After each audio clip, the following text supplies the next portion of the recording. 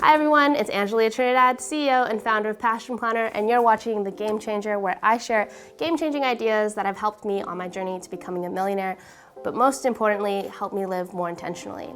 So today's video is a little different. One of my friends, Yusuf from high school, actually asked me if I could do coffee to answer some questions, and I told him, would you be down to shoot this for a video? And he said yes, so introducing Yusuf. Yeah, let's get started. A lot of my questions today are going to start off with funding, because funding is a big thing for new entrepreneurs. So my first question is, Passion Planner was initially started using funding from crowdsourcing. Yep. What do you think the biggest advantage of that was? So the big reason why I wanted to do crowdfunding was because I didn't have credit. And it wasn't something that I felt like I had access to go to a bank and say, hey, I'm fresh out of college and I need money. So I wanted to go a different route where I was able to capture funding without giving any percentage of my company, which I think is the biggest positive for it. And also when you take a video and you upload it online, you gain access to a huge amount of people that are on the platform. So for example, for me, it was Kickstarter, and Kickstarter already has hundreds of thousands of users that are frequenting the site, looking at projects that they're interested in backing in exchange of getting some sort of reward. So in my case, it was if you backed this Kickstarter for $30, then you got the planner. And there were early bird specials, and I think what's really important for the early bird specials is to include them, because when you do that, you create urgency. And when you create urgency, you create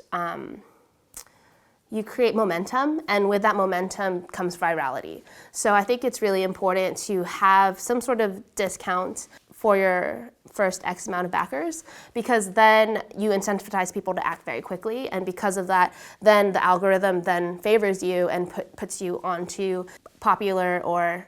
So it was kind of two-pronged. So first off, you never wanted to seek equity funding. You never wanted to give up part of your company for a certain amount of money. Yeah, I mean, I guess for me, a big part of it was I was really not educated in how people raise money. I understood Kickstarter. They have very great, this is how Kickstarter works, so I understood. I didn't have any models for relatives or friends that have gone I guess, private funding route. So for me, that was really scary, and Kickstarter was really No one in easy. your life had done that. No. So for me... And then the other half was free marketing. Yeah. Right? You're on there, people are looking at you, whether or not they want to participate, they're seeing it, maybe they talk about it, maybe they do participate. So kind of dual pronged. Yeah, I think the free marketing just came with this idea of leveraging social media to share. I think sharing is one of the most powerful ways to market, because it's word of mouth marketing on steroids with this exponential, because it's so easy to take a digital platform and share it via email or via social media and have that exponentiate and become viral. So you've never gotten venture capital funding for any projects? Never. Have you ever been asked to give venture capital funding? In some things, but for me personally, I only want to dedicate hours of my life to things that I would be willing to lose sleep over. So I've been given a lot of opportunities to partner with people or do this with someone and give my insight. But for me, I really wanted to invest the past 5 years into Passion Planner because I believe that it is a product that is going to change people's lives. And for me, I think that in my personal opinion, there was no better cause, because I know that you can make a lot of money in different avenues, and I think that if you make money in the avenue that makes you most excited and you feel will create the most impact, that's where you should be. And that's kind of where I want to be. So in terms of receiving investment or funding, people have offered for percentages, but the way that I see it is I know that I want to continue to I guess, bet on myself. And I know the amount of work that I'm going to be putting in, and I know that they're not going to be putting in that work. So I don't understand why they would get the return, especially when Passion Planner has been really fortunate to have gone viral in a year, so there wasn't any need to necessarily get any funding. Financial viability was right away. Fine, yeah. So I'm going to take that as a short answer is no, you've never given capital funding. Is that something you're interested in doing? Is maybe right now, you're in your 20s, you're young, you got a ton of energy, you go after things.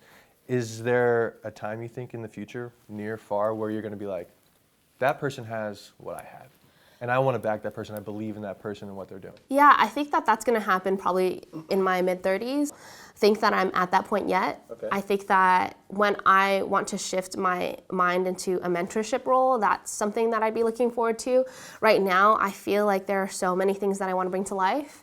And I'm really excited about growing teams. I'm really excited about developing teams. And seeing these things that are in my head affect people.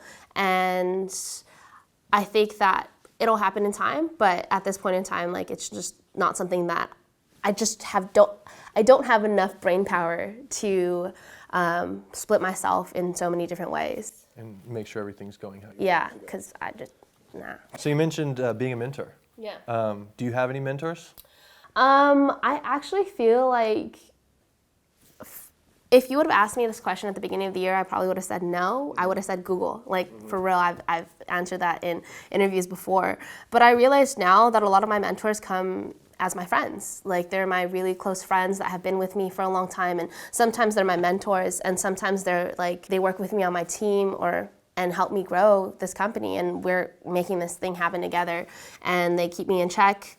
So traditional mentors where it's like, hey, you're my mentor and I'm calling you that, not really. But non-traditional, I feel like I have so much support from a lot of my really close friends. I have support from the professionals that I've hired as my consultants. So for example, my lawyer, my accountant, and they've been really great. And I think right now, like, my life coach is one of my mentors. I think my therapist is one of my mentors. I mean, I think that these are really new relationships that I've been building, but I think your mentor is anyone that is looking out for you and is able to give you honest feedback on any part of your life, and you respect them. So I think that traditionally, in a traditional sense, not really, but in a very like, oh, what is a mentor and how do I define that for myself? I feel like I have a lot. Okay, so that's a pretty unique position when we're talking about like directly mentor. So it seems like you're more interested in let's be peers and we can learn from each other, which I think is great. You can learn something from anyone. Would you recommend to an aspiring entrepreneur, maybe someone fresh out of college or fresh out of high school even, go find someone who you aspire to be like, or go find someone who may have sage wisdom for you to use? Yeah. Is that advice you would give, or would you just say, get your hands dirty, get in there, you're going to meet the people that you need to meet, and you'll learn what you need to learn? I think that it's not either or, but it's and. So personally, I didn't have access to very many people that people would see as mentors. I didn't feel like I had that support system or the network. So what I would do is I'd read. I read so many books, and I still read books to this day, that I feel like every single book has been a mentor in some way that wasn't accessible by being able to travel to somewhere and be like, hey, I want to be your mentee. And really diving in. Yeah. Really diving in. Okay. That's great. That's great. So there was a question. So we were talking about funding earlier, and funding is one of those things I think it's really intimidating for people. I have this great idea. How in the heck am I going to get money for it? One thing people say is they're scared of their ID being stolen, right? I talked about it with you, but I trust that you're not going to run off with it, right? Another thing people do to protect themselves is they'll create an NDA, a non-disclosure agreement. Hypothetically speaking, someone comes to you, Angel, I'd like to seek your advice on something, but I request that you sign a non-disclosure agreement before we talk. What are your first kind of reactions to that? Are you like, wow, this person's pragmatic, they're doing a good job, I can see they're diligent? Or are you more like, kid, I'm not sure you have the clout to offer me an NDA, let's sit down and talk first? How do you think you'd respond to that? I think it's a case-by-case scenario. I think that when there's doubt, I think that you should have an NDA. I think that your NDA, just protects you.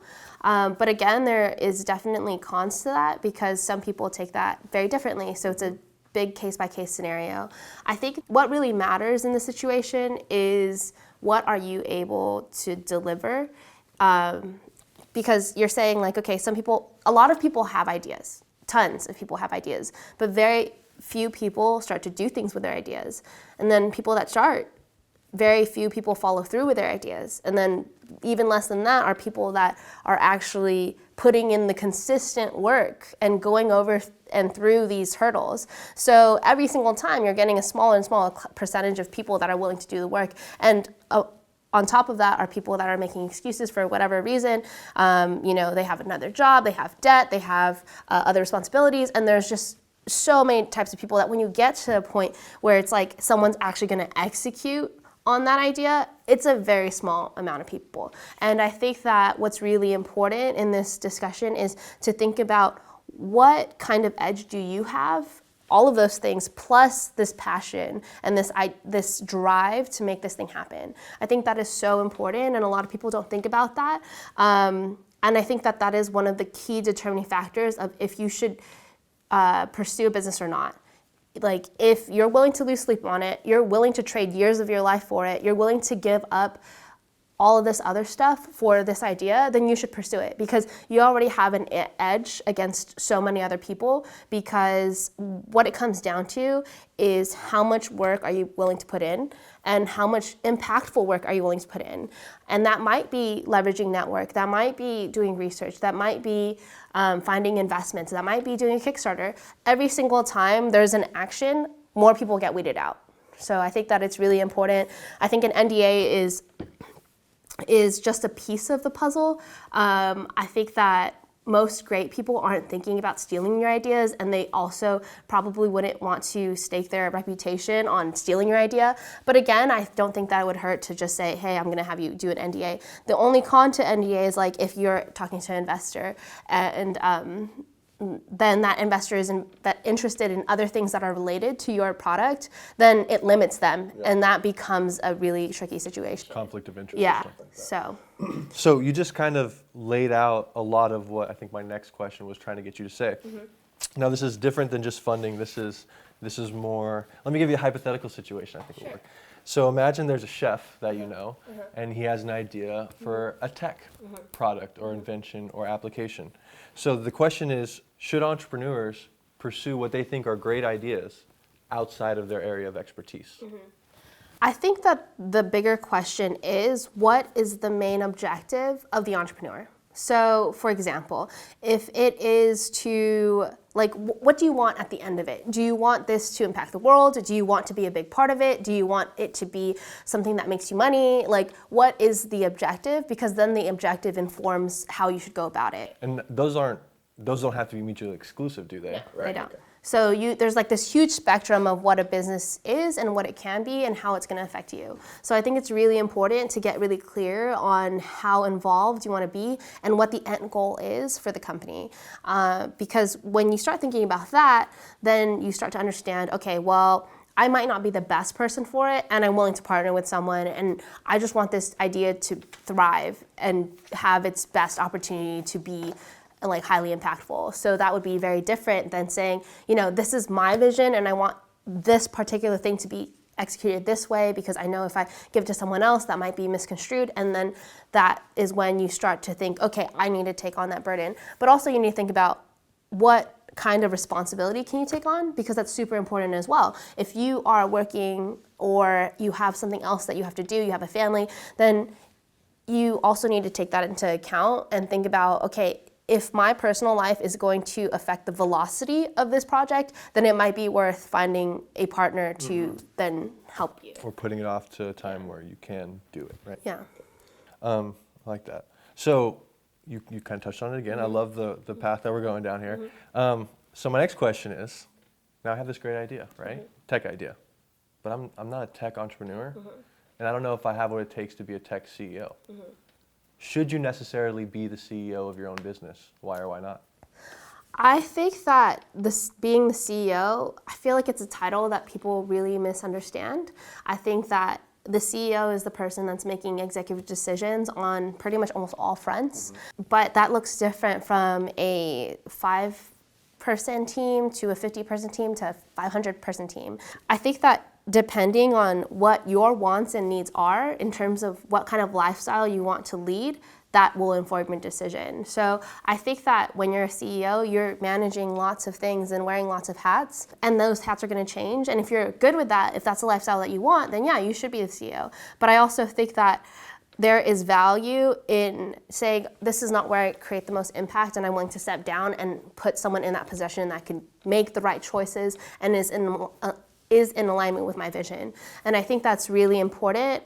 And also, I think that being the CEO of any company is a huge experience that makes you a better person, like very many other experiences in your life. So I think that there are definitely pros and cons for each person, each scenario. I think that when it comes down to it, you should think about what is it that you want, what is it that you can commit to, and what, in the end, is the product or the lifestyle or the benefit that this company is going to bring to you or the world, and make your decision on that. Do you think that there have been any direct benefits to you keeping yourself as CEO, Passion Planner? Like, had I hired someone else, I don't think this would have gone as well. I think my vision is in line. I think I know the right people to do a job. It's important that I'm still CEO of Passion Planner. The scales are so different. When you start a small business, you're the CEO of everything because you usually are the only person. So you're doing everything. You can call yourself whatever you want. I honestly don't really love titles. I think titles are there for the convenience of outsiders, but sometimes for the convenience of also the team. But for the most part, I think that it's really important to think about what your wants are. So if for me, I don't know if I'm ready to not be the CEO of this company, but I also know that there might be a time where that happens because I want to do something else, or I feel like I can impact this thing and I can't look at everything with a critical and composed lens. And I think that it's important to know when that happens and when you want it to occur. I think the benefits of someone being a CEO is being able to set the foundation for all departments. And that's something that I'm still doing to this day. I'm 5 years into my company and we just started our community relations department. So setting that foundation. And we also just started our R&D department. So starting that foundation. And I think if you're someone that likes to be the strategizer in the beginning, that's thinking about how to go about things from a very high level perspective and then finding the correct people to put into those places, then that might be a good position for you. But that's a very head up type of position. But if you're really into being head down about execution, being a CEO is probably not the best. So it's really based on your personality type and also how well do you communicate to people what your vision is, because a lot of times people are now going to have to make educated guesses on what they think would be the best decision based on their experience and also based on the parameters that you give them. So I think that it's really important to, at any level, if you are the CEO or if you're not the CEO, being able to communicate what you want very clearly, which is an ongoing learning process, which is something that I'm still going through right now. Are you a natural? No. No, you're a learned CEO? Oh, for sure. I think no one's really, I don't know what a natural CEO is. How about a natural leader? Do you find that you're just this is it, I'm doing what's right, and I don't have a problem helping other people help me to work towards this vision? Or is this something that's I've had to put a lot of effort into leading in a way that is both productive and makes my team feel good about it as well? Definitely think it's been a process. The way that I am, I'm a very type A, very, it's weird because I'm type A, but I'm also really spontaneous and kind of hard to predict. Everyone on my team knows that. So I might have these really great ideas, and then I might not be the best person to execute on those ideas. And my brain is working so fast that a lot of the times I have to put myself in other people's shoes and say okay, well, what is the best way I could approach this? Especially being away for a year, because I took a year-long sabbatical last year. I think that was a huge learning lesson for me in readjusting and also understanding other people's points of views. Because in the evolution of Passion Planner, it's been, in the beginning, it was literally in my parents' garage. Well, first in my room by myself, and then moved to my parents' garage with 2 other people, and then moved to 40 people in a warehouse, and then moved to our own warehouse now we have about 26 people. So that evolution has also seen me evolve from a 22-year-old to a 28-year-old, and that's a very different Angel in each phase. And people that have worked for me when I was 23 or 24, experienced a very different Angel and a very different type of leader. For me, I think that I've unpacked a lot of things that personally I've had to understand are my faults and be able to accept those things and live up to those things and also apologize for those things and make it better for everyone else, and also know when I need to put my foot down and say this is what I want and it's not negotiable. And that's been really hard for me because I think that different situations call for different things. And I'm someone that has worked with a lot of my friends, and I've actually lost a few friendships because of running my own company in the way that I have. And I think that it's all growing pains, and it's all lessons in communication, because it's all about being explicit with what I want and what the standard or expectation is, and then holding them to it. So sometimes I'm really good at one thing, and sometimes I'm really good at the other thing, but it's like such a dance and such an art in its own thing that it's something that takes experience. You just can't read it. Yeah, I would say there's a reason there's a ton of books about it, because it's a tough subject. It's hard to do effectively, but it seems like you're doing pretty well. I'm doing my best. So this is something I've been contemplating, because I do have an idea that lies outside of my expertise, and for this to initially get off the ground, there may be some kind of equity exchange. So my question was, for essential employees in early development, how do you decide between salary or equity compensation? Or is equity just completely off the table? It's never going to happen. I'll find a way to pay you. So personally, I went the Kickstarter route and found funding in other ways to be able to pay salaried employees. For Passion Planner in particular, I've never had to go the equity route.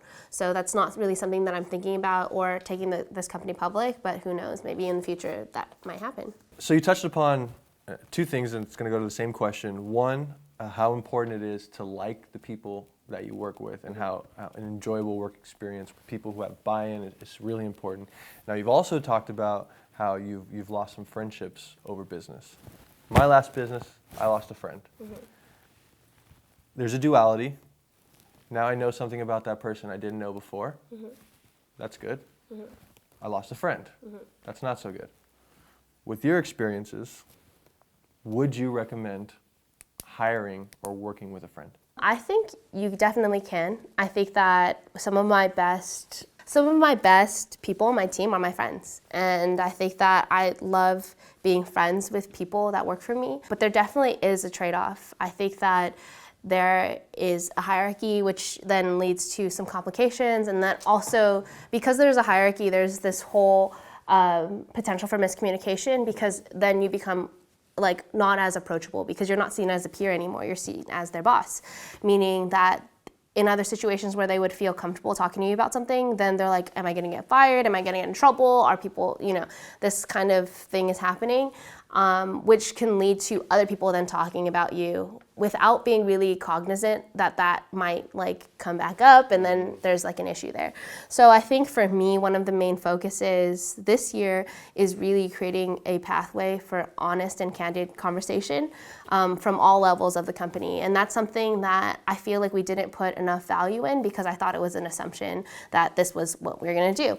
But I definitely understand that me, Angel, my personality sometimes is very intense, and I can also be very intimidating, and I also talk very fast, and I'm smart. So sometimes it's very hard for people to approach me, and I think to mitigate that, we've been able to create like Slack me or email me or text me or say, hey, you need 5 minutes of my time. And I think that creating these openings has been helpful, but at the same time, it's a growing process. So to your question, is it advisable to hire your friends? I think if you are able to communicate with them, then yes. And if they are adding value to your company, then yes. I think that ensuring that both of these things are two clear check marks is super important. Let me touch upon that. Yeah. That was the big schism between us, was I wasn't apparently completely aware of what her skill set was and the depth of her knowledge, and trusted just kind of what I had seen.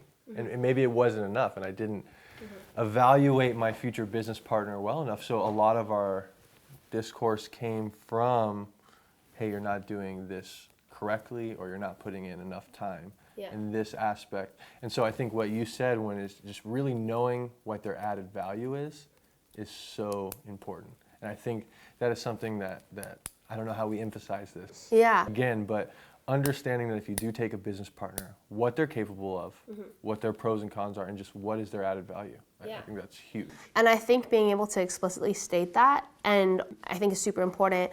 But also for me, I've been really lucky because culturally I fit super well with some people, and then they've grown their skill set. I think what it really boils down to is trust. Do you trust that this person is going to execute on the vision that is set for, this company? And also, do you trust that they are going to put in the effort to grow as this company grows? And also, do you just trust them? I think that is one of the key things, because also you have to trust that they are able to do the job. Because if you don't trust that, then you will micromanage the shit out of them, and then it'll be annoying for everyone. Yeah, it's not good for either party, yeah. So I think that it's really important to trust one another, to be able to communicate, to create safe spaces for conversation, whether that is like on a regular basis. So that might be like a monthly meeting where we say, hey, take couples therapy things into action and practice here. One of my friends tells me about how they sit back to back with their partner and they tell each other candidly for 5 minutes without any interruption how they feel about their relationship, no interruption. And then that other person then says to them what they heard so that they could clear up any miscommunication that happens, and then the other person does that. And that happens on a weekly basis. And I think that taking these ways that people have learned to communicate in high intensity situations is really important and super useful, even in the workplace. So I think that, I've cried a lot running my company.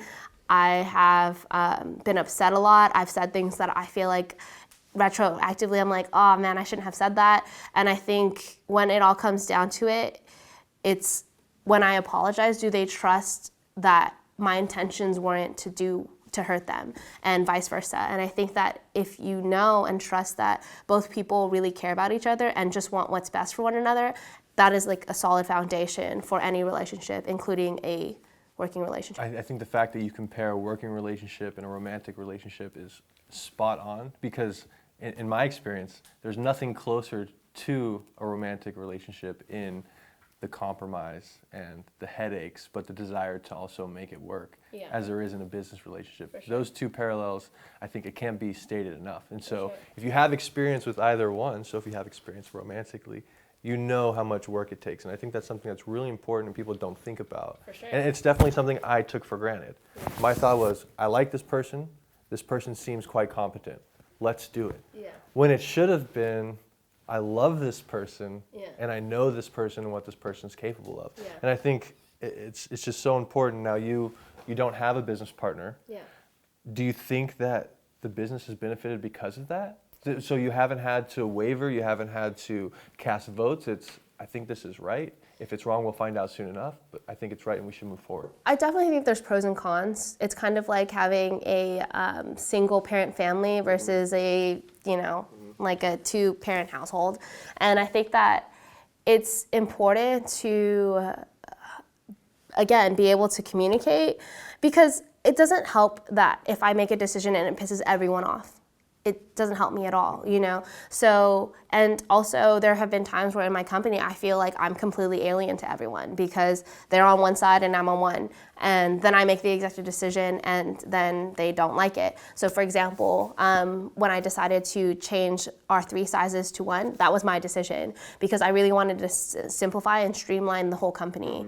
And I think that was the best decision that we could have made because I'm all about the essential. But after getting a lot of feedback and all this stuff from our customers and from people on my team, I realized that I had made a mistake and I needed to change it.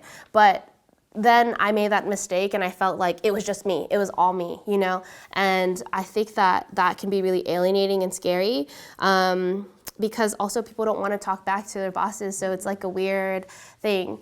But I think that what has happened now is having because I have directors. So. I was going to ask you, is there any kind of process in place that can mitigate your decision making?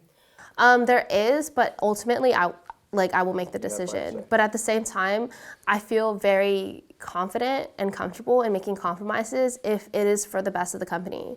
And for me, when I made that decision to go from 3 sizes to 1 size, I thought that it was the best for the company. It would streamline all of our shipping. It would help people make decisions quickly if they wanted a planner or not, because a lot of people were like, okay, now I need to pick what start of the week, what color, what size. It was just so many decisions that people were like getting so I think that what really changed was that decision was the fact that it wasn't accessible anymore to some people that had poor vision, or it wasn't accessible to teachers who needed more space. So for me, then I had to think and ask myself, what is the purpose of Passion Planner? It's so that people could put it into their lives. And I changed that decision based on the fact that because that decision wasn't making that more accessible, that it had to change. So that's how you decided. So when you said, I found out that was the wrong decision. Yeah. That was from feedback. We need more. So you've now gone outside your vision. My vision is to help people and make this thing usable and everyday. Now, if one person is telling me this is no longer as accessible or as usable, that's kind of your driving factor as far as was I right in this decision or not? I mean, I think that there was a lot of different factors too, because in all honesty, we sold more planners in the 1 size than we did in the 3 size prior. So revenues didn't go down? No, it was the same. Statistically told you this was a wrong. It was fine. But also, when I had talked about it extensively with my team, I started to understand that they were willing to put in the work so that the customer could be happy. And I think it was like, Angel, you're not going to do it. It's not on you. It's on them. I mean, you are going to be paying them for more of this work, but at the same time, they want to do it. And I think that it would create a big rift between you and your team. And is it worth not compromising? So that was one of the big things that I did right when I came back from my sabbatical. Or I wrote all of the stuff, the PR that needed to happen for the big announcement. We made the announcement, everyone was happy again. So I think that, and for me, one of the big things is being able to say, hey, I fucked up. I'm sorry, I messed up, didn't make the right call. I'm gonna do what I need to do to make it better and do that thing. And that's it, And I think in relationships and in business, whether that be through your employees or your customers, that's what they need. Because then they're like, oh, okay, I trust that you're looking out for my best interest. And by taking their advice, you get more buy-in from them. I'm listened to. My boss is hearing what I have to say, and my voice doesn't mean nothing in this environment. Yeah. And people like to be heard. Oh, for sure. They don't need to even be listened to, but they just want to be heard. For sure. Right? Yeah. So, okay, we're gonna pivot here. Cool. What has been your most effective marketing strategy, and how does social media play a role in your marketing strategy overall? Okay, I'm going to answer the first question first. So I think the most effective marketing strategy has been being genuine. And that sounds very cliche, but I think that we live in a day and age where people can sense, physically you're bullshitting. I think that people understand when they're being sold. And for me, when I presented Passion Planner in the video that made it go viral, I was just telling my story about how I came up with this product. And it was a really honest and true story. I was in college, finished college, moved back home, became depressed, then wanted to start something that could help people, including someone like me who felt I don't know what the fuck I'm doing in my life. So I designed this planner, taking the knowledge that I had read after reading hundreds of self-help books and put it into something accessible. And to back that was, if you share this video on any form of social media, you can download the PDF for free. So clear accessibility for everyone, which led to people sharing this video hundreds of thousands of times on Facebook in a matter of a week. So for me, it was that story, being genuine in that story, being able to give someone something for doing something for you, aka the PDF, and then putting it out in the world. And I think that our actions as a company have always emphasized us trying to give back and do something and impact people. And I think because of that, we have a really strong following and a really strong diehard Pash fam that is just willing to go above and beyond to spread this message and to share this product. So definitely being genuine, sharing your story. And I think a big part of that is when you know the story well and you know the problems well, you know the solution better than anyone. And you know if the solution is just a Band-Aid or a real solution. So I think that that's really important. So going on to your second question about social media, without social media, Passion Planner wouldn't be as successful, for sure. social media took Passion Planner from a $64,000 a year company to a $2.2 million company. Revenue. Yeah. So for that to happen, that couldn't have happened. I mean, it could have happened like without the internet, but I think literally we went viral as I was like on my way to go camping. My phone was blowing up. My assistant back at home was like, oh my gosh, we have so many emails, it's gonna crash. And I was just like, I'm gonna be in the mountains in an hour and you gotta figure it out. And this is what I would do, like reset the email, but go in the back end. But I think that it was really important that like social media played a huge role in this because people cared. When people care, they share. And when they share, your word exponentiates. And it just, I mean, that's how it goes viral. Yeah. Is there a marketing campaign without social media these days? I mean, there can be. I mean, there are like pest control people that are very local that do great. But I think that social media is just a great amplifier of any message. So I have a couple questions left. Sure. This one is kind of like going to sum up kind of what we're talking about. And it's if I haven't touched upon it, what is it? If you could give one piece of advice to entrepreneurs, what would it be? And if you could escape the cliches, and I think like you know kind of the realm I'm talking about, that'd be great. What's something that we're not thinking about? It's not online in all the forums, but it's impacted you in a way that's, you know, that one thing, if it had been different, could have changed everything. Or that one thing that I did do totally helped me get through X, Y, or Z. Is there anything that comes to mind? I think it's honestly be generous. Like, be really generous. And I think it's to go above and beyond what people expect of you. Generous with your employees, with your customers? Everything, everyone. Like, employees, customers, friends, family, your network. Like, everything that people expect from you, give them a little more. Because I think that's where delight happens. I mean, there's also a slippery slope because then people start taking you for granted, yes, which has been an issue that I've had in the past. But I think being able to then communicate like, hey, I feel like I'm being taken for granted is another skill. So being able to be that person that they know is going to go above and beyond when you enter any agreement. And when you enter an agreement, know that this is a commitment. And know that if you're going to have to leave the commitment, then you are going to ensure that you're leaving that person better off than when they first enter this agreement. That's great, because I think that's what partnerships are all about. And I think that this is like such a solid piece of advice because a lot of people nowadays are looking for the bare minimum. So what you get is interactions that are bare minimum. That are really superficial. Yeah. And I think that being able to go the extra mile, sometimes it means being a little bit more vulnerable than you think that they're comfortable with sometimes. For example, I meet people when I go to conferences and I feel this feeling that they feel more at ease when I'm around because I'm willing to be myself. And sometimes that doesn't look like how everyone else looks like, or that isn't how everyone else talks. You know, I might cuss, or I might, just be myself. And I feel like when I do that, I really do give people permission to be themselves. And I think that this concept of you can't be what you can't see is really important because there are so many people out there. As far as the individual? Like seeing themselves? Yeah, you need to see yourself in spaces where you aspire to be.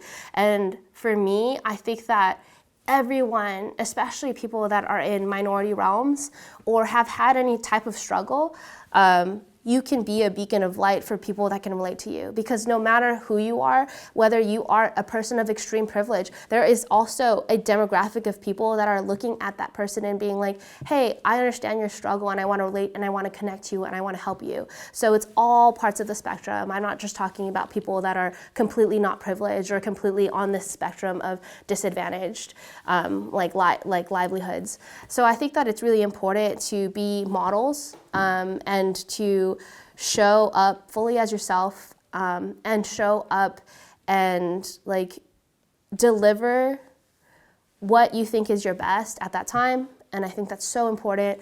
But at the same time, be humble as a person. Like, I think that there's just so much about genuineness and vulnerability and coupling these two things. But I think the last pillar of this, so being genuine, being vulnerable, but also being valuable. And when I say valuable, I don't mean having a lot of money. I mean having a lot of value in terms of what you bring to the table, whether that is someone that is the person that's just the runner for the team, that gets all the stuff, all the errands, is the last person that is in the office, the first person that's in the office. So it plays a part. Yeah, just it's a big part, and I think that that's really important. The more knowledge, more information that you know that you can strategize and apply, then that also adds to your value. Because I feel like a lot of people come into negotiations or come into situations asking as opposed to offering. And I think that because of that, they leave themselves in a very big disadvantage, because it's like, what's the point of me trying to help you? Because all you want is to leech off of what I can give you. So my life coach right now, his name is Alex. He's way younger than me. And he is, because being a life coach, you usually have to be older with a lot of experience. So when I saw that he wanted to be a life coach, he was actually one of my interns back in the day, and he was like, I want to pursue something in life coaching. I was like, cool, like tell me how it goes, essentially. So he actually was in town for the holidays, and he was doing this special, which was $50 for a session. And I was like, you know what, I'm down to do it. So I signed up for a session with him, and it was great. And I felt like he asked really great questions. He got me realigned, and I was just like, cool, like a really great perspective. And then I was like, okay, I don't need a life coach. But then he contacted me maybe like a month later, and he said, hey, Angel, I'm putting on this event, and I really want you to speak at this event, and I'm willing to trade a month of life coaching for you to speak at this event, because I can't afford like your speaker fee. And I was like, all right, I'll think about it. And I already knew, because I already knew what kind of value he'd add to my life, and also I knew that he was willing to do whatever it takes to connect the dots. So I mean, I still actually, right before I walked into the seat, he texted me, is it cool if I send the invoice? And that's why I said, like, hey, just send him automatically, because it's like, when people understand your value, usually they need a sample. Usually you need to prove to them, as opposed, anyone can say anything. So I think that it's really important to show your value, show up in your best light, and be like a good human being, because those are the people that people are willing to invest in and also partner with. Words are wind. Huh? Words are wind, yeah. So yeah, just to touch about what you're saying, I think generous, vulnerable, valuable. When you're a generous person, you have a generous spirit. When you're vulnerable, meaning you kind of let your walls down, and you show value, there's almost this visceral reaction to people like that. Like you meet someone like that, and you look to your buddy, and you're like, this guy, like this guy's, he's got it, or he's on track or something. And at the same time, being that guy, just doing something where you're like, this is going to work because it has to work, because how has no one thought of this? This is such a great idea. I'm going to throw everything I have into it. I think that's huge. If you don't feel that, if you don't feel like this is a world-changing or this small world, this small niche market, if this isn't something I should totally throw myself into, then you shouldn't do it. Yeah, I mean, I completely agree. And as you're talking about it, it reminds me of being in a relationship. You don't want to commit to someone where you're like, would be fun. It's like, no, that's not what you want to do. You want to say, on all aspects of this is a great thing for me, and I want to put in the time and energy, because all we have is time. It's not about money, and it's not about things. It's about how much time do you have on this earth, because it's something that is so precious that you need to protect your time. I feel like so many people will protect their car, but they won't protect their time, which is kind of like mind-boggling, because you can always buy another car, but you can't buy any more time. So why are you gonna let a person that wants to talk your ear off for an hour just do that? Like, that hour, you're never gonna get back. So I think that it's important to be able to create clear boundaries, again, communication, and say, hey, I don't really wanna talk. Like right now, I really just need to do this. And I mean, you don't even have to justify yourself. You could just say, hey, I don't really wanna talk right now. And let it be. I think a lot of times we are trying to be so nice, and that doesn't lead to happiness for us. That actually breeds resentment for the other person, which isn't doing anyone any favors. So being able to create clear boundaries, being able to say those boundaries in a way that's respectful, and being able to just show up as yourself in whatever state you're in while still being respectful is one of those important things that I feel like we are learning now, because as millennials, I think we have been taught to be really nice and be really accommodating and like just do your best and make sure everyone likes you and do all this stuff. And I think that it's actually creating a disservice because then we start to lose who we are because we want to make everyone happy. And I really, really believe that no one is for everyone. Like, I cannot be for everyone. Someone watching this video might be like, after this video, I hate Angel, and I don't like how she talks, I don't like blah, blah, blah, blah. They might, and that's completely okay. And that's a lesson that I've had to learn very slowly because when the Kickstarter went viral and it went crazy, we couldn't fulfill because the docks were closed, the ports were closed on the West Coast. So our planners were literally sitting on the ocean for 2 months. So I had so much hate email. I have so much. I remember this. Yeah, I remember this happening. And a lot of my friends were checking in, making sure that I was okay. And for me, I was like, well, you know, all I can do is be honest and be genuine about what is happening and what I'm going to do to fix it, and that's it, and be transparent. So I think that really important to set clear expectations. And when I say boundaries, I think also this means expectations. If I tell my customers, hey, you're gonna get your planner in 2 days, but I can only give it to them in 3, it'll feel like a loss. So I think that being able to under-promise and over-deliver, I think is one of the key things that you should do across the board for your whole life. Yeah, managing expectations is so important. Yeah. Buddhism, right? So that's pretty sure. much it right there. This here is a product of Angel. Would you like to have some coffee? Yeah. And I have some questions. No. But if you'd like, Yeah. here's this opportunity that you can participate in. Hey, I thought that was extremely reasonable. Like, hey, she's a busy person. It's, you know, it was a shot in the dark to reach out a little bit. And there was a compromise there. No, we're not going to do it what you want, but I'm willing to give you a piece of my time. Yeah. But it's going to be something that benefits projects I'm working on. Yeah. Hey, that works. I'm enjoying our conversation now. I feel like I'm getting what it is I was seeking anyway, and at the same time, you're getting some media to put out. Yeah. So that's not necessarily a bad thing to protect one's time because it can lead to things that you weren't expecting. Last question, this is for me. When are you running for office? Oh, I don't know, dude. For me, I'm gonna vote with my dollar. I plan on being like powerful, at least whether that be a network or money, it's numbers, you know. It's linear. Yeah. You know what you're getting. Yeah. And I think for me, I think that there are people that have a love. I mean, maybe I'll look back at this video and be like, oh, shit, Angel, you said you wouldn't, but you were going to do it. But I feel like that's me all the time because at this point in time, this is where I sit and this is where I stand. And I think that every person evolves and changes and like what they want and their interests change. I think for me at this point in time, I feel like there are so many people out there that that's what they want to date, you know, that's what they want to marry, and that's not for me. And I know that, and that's just not it. Is there anything you want to elaborate on that maybe I missed, that we skirted a subject and because I was thinking of something I forgot to ask about it, or anything you think that based on what we talked about I should know? I think your point actually of finding the compromise, I think it's being able to find the win-win situation for both people. I think that a lot of times people propose win-lose situations, so being able to come up with that win-win and say, hey, I understand that this is going to be a loss for you in this way, but how can we make it a win for you too? And that might be, hey, I'm willing to volunteer and do X for you, or I don't know. It's again this communication of like, how are you going to get your needs met, and how am I going to get my needs met? Or if that's not going to work, then how are we going to explicitly say that it's not going to work and just be done?